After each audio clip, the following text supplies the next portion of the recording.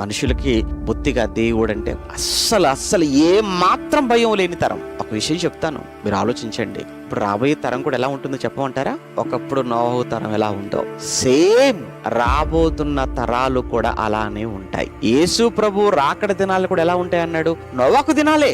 ఈ 2000 సంవత్సరాలలో సంవత్సరం తరాలు గడుస్తున్న కొద్దీ ఈ సమాజంలో నీతి పెరుగుతుందంటే లేదు.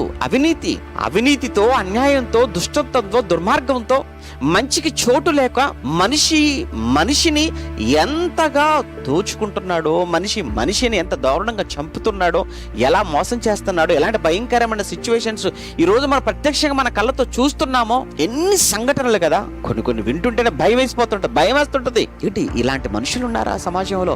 ఏంటి ఇలాంటి వాళ్ళ తరంలో మనం ఉన్నామా? ఏంటి మన చుట్టూ ఇన్ని జరుగుతున్నాయా? ఎక్కడ పశ్చిమ బెంగాల్లో ఒక ఇన్సిడెంట్ గురించి మనం విన్నాం.